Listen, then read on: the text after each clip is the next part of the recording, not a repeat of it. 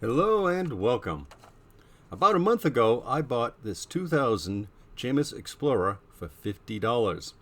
It had two brand new off-road tires and it was in really nice shape. I upgraded the cockpit using parts I had on hand, and I've ridden it several times on nearby bike trails. It's a lot of fun for a rigid bike, although it's also a lot of work. I've linked to my cockpit upgrade and test ride at the end of this video. So, recently I found myself in need of a replacement commuter bike. Since I have 4 other mountain bikes, 1 rigid, 2 hardtails, and 1 full sus, I decided to convert the Jamis to a commuter. I used the no-name street tires and aluminum front fender left over from my Huffy Cranbrook clunker conversion.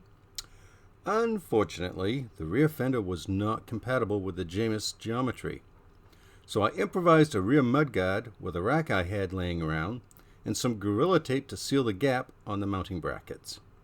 The result is I still only have $50 tied up in this bike. I often commute to work by dropping my truck off at the trailhead of the Kennebec River Rail Trail, which ends about a block from where I work. That's very convenient. This is very nearly halfway from my house, so I literally cut my gasoline use in half. Now you might well ask why I don't ride all the way in on a road bike.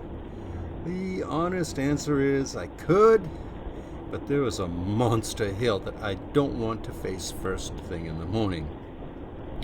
As an aside, the thing I like about riding bikes, any bikes, is that for the duration of the ride I can leave my woes behind. I'm free from worries, even if only for 30 minutes.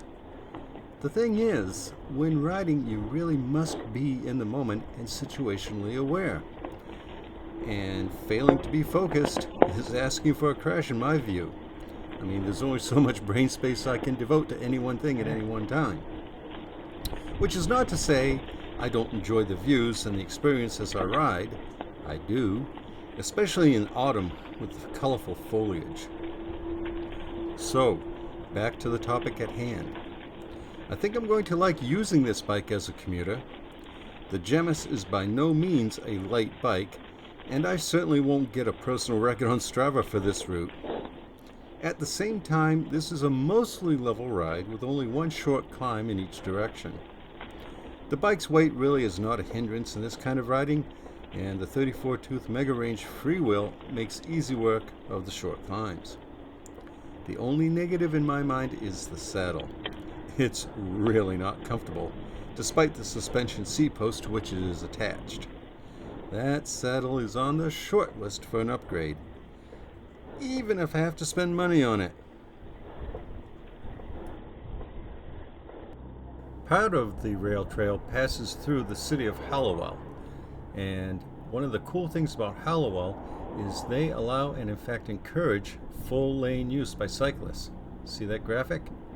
I think that's actually pretty cool of Hallowell, and it's one of the few road sections that I ride on a regular basis where I actually feel pretty safe, if not invulnerable. Well, no, not invulnerable obviously, because you're never invulnerable on a bike, but I do seriously feel much, much safer through this little segment than any other road segment I can think of.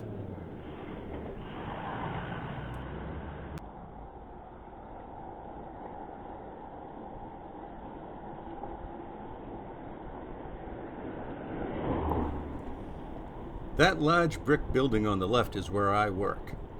I usually go down the block and get a coffee before heading into the office, rather than taking a right turn right here. If you enjoyed this video, please leave a thumbs up and subscribe if you haven't already.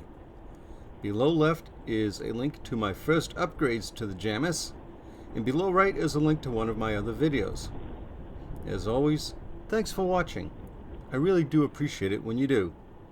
Bye.